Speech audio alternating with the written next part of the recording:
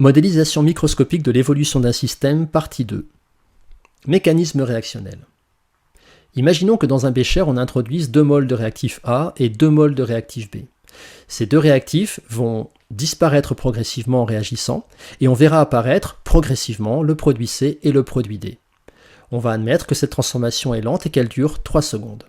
Au niveau macroscopique, c'est-à-dire à notre échelle, on va pouvoir écrire une équation chimique qui modélise la transformation. 2A plus 2B donne C plus D. Cette transformation au niveau macroscopique, qui dure 3 secondes, est en fait une succession de transformations entre entités au niveau microscopique. Par exemple, on peut imaginer que, dans un premier temps, 2 entités A vont donner une entité E. Cette transformation durerait par exemple 0,2 secondes.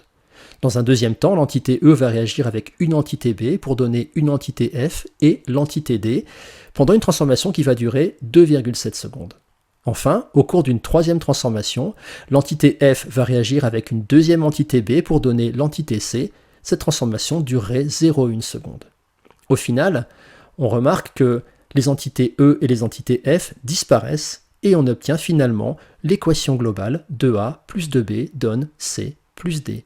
Et cette transformation dure 3 secondes. Vocabulaire. On appelle acte élémentaire l'étape de la transformation se déroulant à l'échelle microscopique. Le mécanisme réactionnel, lui, c'est l'ensemble des actes élémentaires au niveau microscopique, traduisant la transformation chimique au niveau macroscopique. Dans cette transformation, on constate que l'entité E est produite, puis consommée dans un acte élémentaire suivant. C'est la même chose pour l'entité F. E et F représentent des intermédiaires réactionnels. Ce sont des entités produites pendant un acte élémentaire et consommées dans un autre. Catalyseur et mécanisme réactionnel. Imaginons qu'on réalise à nouveau une transformation chimique dans un bécher avec une mole cette fois-ci de réactif A et une mole de réactif B. Cette transformation est lente, progressivement A et B disparaissent et le produit C apparaît.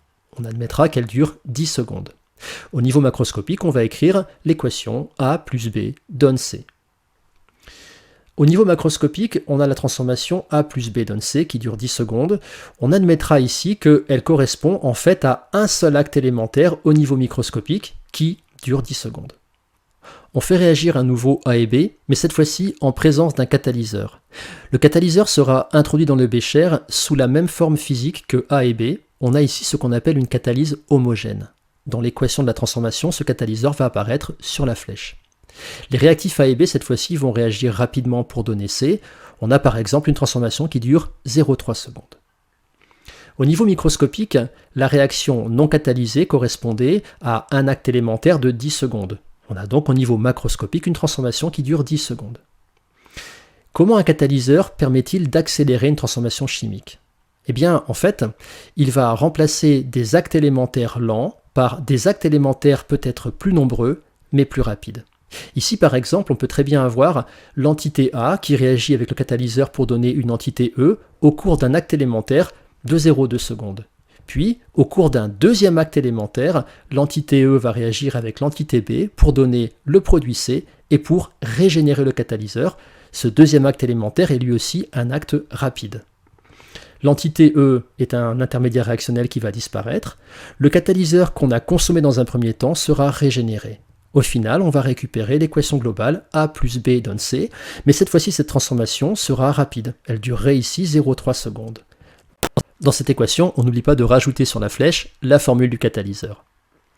Le catalyseur accélère la transformation en modifiant le mécanisme réactionnel. On a vu qu'il remplaçait certains actes élémentaires lents par des actes élémentaires peut-être plus nombreux, mais plus rapides. Au cours de ce mécanisme réactionnel, le catalyseur est consommé, puis régénéré. On le retrouve intact à la fin de la transformation. Voilà, ce cours est terminé. À voir maintenant modélisation microscopique de l'évolution d'un système, partie 3.